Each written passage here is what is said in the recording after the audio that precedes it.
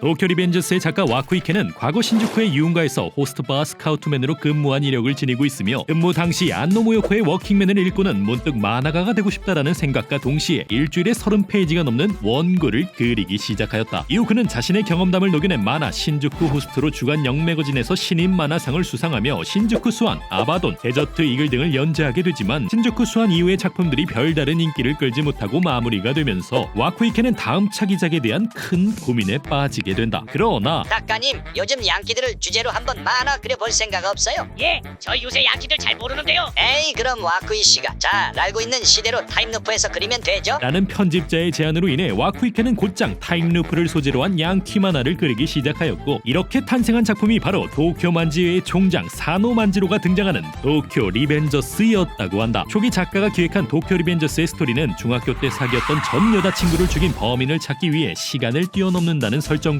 주인공이 처음 현재로 돌아왔을 당시 그의 친구가 스스로 목숨을 끊는다는 내용만 기획되어 있었다. 그러나 이를 본 편집부는 만화의 내용이 그저 어둡기만 하고 재미는 1도 없다고 생각했기 때문에 그의 기획서를 거절하게 된다. 이후 와쿠이케는 새로운 에피소드를 구상하기 위해 담당 편집자와 회의하는 도중 라떼는 말이야, 중학교를 입학하면 단체로 끌려가서 선배들한테 인사받고 그랬어요. 라는 에피소드를 접하게 되고 오, 많은 양키들이 일제히 총장에게 고개를 숙이는 장면을 그리면 재밌을 것 같은데. 라는 아이디어를 떠올리게 되면서 도쿄 만지의 총장 사노 만지로를 탄생시킴과 동시에 스토리 또한 재구성하여 현재의 도쿄 리벤져스를 탄생시키게 되었다. 초기 도쿄 리벤져스의 타이틀은 리라이트, 리벤지 에이지, 소행 불량, 양지의 피는 꽃 등이 거론되었지만 포착적인 느낌이 더 좋을 것 같다는 편집자의 제안과 당시 유행했던 영화 어벤져스의 영향을 받아서 복수를 칭하는 리벤져스에 도쿄를 붙여 도쿄 리벤져스로 장명하게 되었다고 하며 좀 더 집단처럼 보이기 위해 만자를 추가하게 되었다고. 여담으로 애니메이션 제목에는 원작과 다르게 만자가 삭제되어 있는 것을 볼 수 있는데 이는 만자와 하켄크로이츠의 혼동을 피하기 위해 일부러 삭제한 것이라고 하며 해외판에서는 검열을 피하기 위해서 만자가 여러 방법으로 검열되어 있는 것을 찾아볼 수 있다. 도쿄 리벤져스의 시대적 배경은 2005년으로 편집자 중 한 명이 그때 당시 주인공과 같은 중학교 2학년이었기 때문에 시간을 더 쉽게 식별하기 위해서 배경을 2005년으로 설정하게 되었다. 덧붙여 캐릭터들의 기묘한 헤어스타일 또한 2005년도에 유행했던 디자인을 최대한 반영한 것이라고. 도쿄 만지의 총장 사노 만지로는 키가 작은 놈이 강하다는 양키 만화의 클리셰와 백수의 왕 사자의 이미지를 더해서 제작되었으며 부총장 류구지케는 만지로를 더 돋보이게 만들기 위해서 엄숙한 느낌의 용과 같은 이미지를 더해 제작하였다고 한다. 작가는 데저트 이글에서 주인공을 너무 소년 만화스럽게 그리다 망했다고 생각했기 때문에 이번 작품의 주인공인 타케미치는 멋있는 캐릭터들과 비교하면서 최대한 어리숙하게 설정하였다고. 또한 타케미치는 주인공임에도 불구하고 매번 찌질한 모습만을 보여주며 독자들의 미움을 사게 되었는데 이는 연재 당시 주인공이 항상 패배해도 좋습니다. 중요한 순간에만 이기면 돼요. 라는 편집자의 제안으로 인해서 만들어진 설정이었다고 한다. 도쿄 리벤져스의 캐릭터 디자인은 외모를 먼저 구상한 다음 그에 맞는 설정과 이름을 부여하고 이후 떠오르는 이미지를 인터넷에 검색하여 작가의 머릿속에서 이 모든 것들을 조합한 뒤 탄생시키게 된다. 그러나 히로인 타치바나 히나타의 경우 귀여운 캐릭터를 단 한 번도 그려본 적 없던 작가의 성향으로 인해 회의 때마다 매번 새로운 히나타를 그려 편집자와 상의 끝에 탄생시키게 되었다고. 여담으로 손등에 죄와 벌이 적혀있는 한마 휴지를 제작할 당시 이따위 문신을 하는 사람이 있다고요? 이건 너무 오버하는 거 아닙니까? 라는 편집자의 지적이 있었지만 이보다 더 위험한 놈들 얼마든지 있습니다.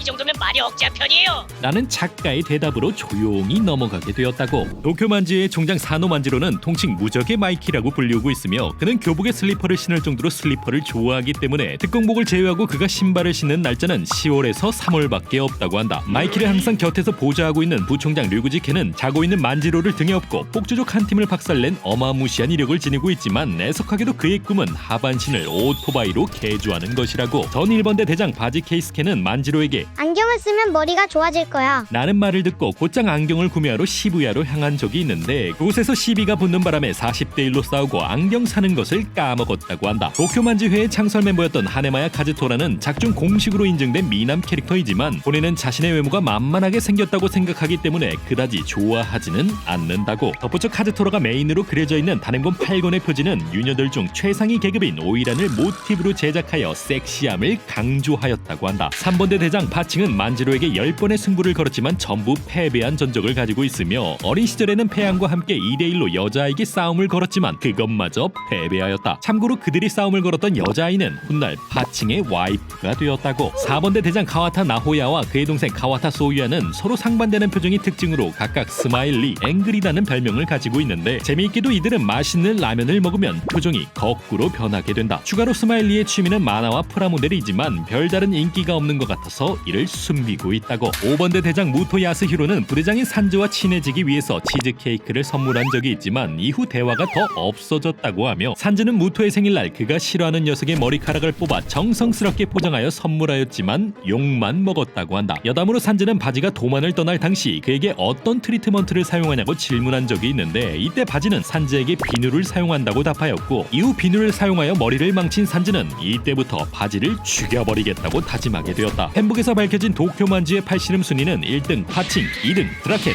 3등 무토 야스히로라고 하며 꼴찌는 주인공 타케미치. 참고로 결혼하고 싶지 않은 인물, 자식으로 삼고 싶지 않는 인물, 거지가 될 것 같은 인물에는 만지로와 카즈토로가 탑3에 전부 포함되었고 애인 삼고 싶은 멤버 탑3는 1위 바지, 2위 드라켄, 3위 핫카이가 차지하게 되었다. 블랙드래곤의 초대 총장이었던 사노 시니치로는 동성에게는 인기가 폭발이지만 이와 반대로 이성에게는 별다른 인기가 없다고 하며 만지로의 말에 따르면 20번 연속으로 고백한 적이 있지만 전부 까였다고 한다. 10대 블랙드래곤의 특공 대장과 친위 대장을 맡고 있는 이누이와 코코노이는 항상 실과 바늘같이 함께하는 모습을 보여주지만 이와 다르게 서로 상반되는 취향을 지니고 있다. 코코노이의 경우 카드점을 좋아하지만 이누이는 미신을 싫어하며 이누이는 헌혈을 좋아하지만 코코노이는 주사를 싫어한다. 성야결전 당시 주인공 타케미치의 앙숙인 기사키는 시바 타이주를 쓰러뜨리기 위해 잠깐 동안 팀을 맺게 되었는데 당시 한마가 지은 이 팀의 이름은 해머즈였다고 하며 성야결전 이후 적대관계였던 미치야와 타이주는 마청이라는 포지션으로 인해서 조용히 친해졌다고 한다. 천축의 총장 크로카와 이자나는 사천왕인 카쿠초의 연습 상대를 해주다 왠지 질 것 같아서 곧바로 왕의 펀치는 절대 피해서는 안 된다 라는 규칙을 세워 너덜너덜하게 만들어주었다. 사천왕 카쿠초는 천축의 멤버를 모집할 당시 하이타니 형제에게 영입을 권하였는데 그들은 우리 특공복만 다른 색으로 해주면 가입한다 라는 조건을 내세웠고 카쿠초는 흔쾌히 수락하였지만 뒤늦게 이를 알게 된 이자나에게 들켜서 핀잔을 들었다고 한다. 통칭 싸움꾼인 카쿠초의 하루 일과는 기상과 동시에 1시간 동안 훈련과 요가를 한 다음 밖으로 나가서 불량배들과 싸우고 다시 집으로 돌아와 몸을 식히기 위해 벤치 프레스 그리고 또다시 밖으로 나가 불량배들과 싸움을 끝으로 마무리를 짓는다고 한다. 덧붙여 하이타니 형제의 동생 린도는 카쿠초가 트레이닝을 하자 해서 따라간 적이 있지만 그들이 도착한 곳은 헬스장이 아닌 야쿠자 사무실이었다고 하며 그곳에서 미친 듯이 날뛰는 카쿠초를 보고 다시는 어울리지 않을 것을 다짐하였다고 한다. 여담으로 천축 멤버들이 뽑은 도박 탑3는 1위 기사키, 2위 산즈, 3위 한마라고 하며 꼴찌는 코코노이라고. 도쿄만지의 특공복은 작가가 어린 시절 동경했던 양키들의 복장에 자신의 취향을 더해서 디자인하였다고 하며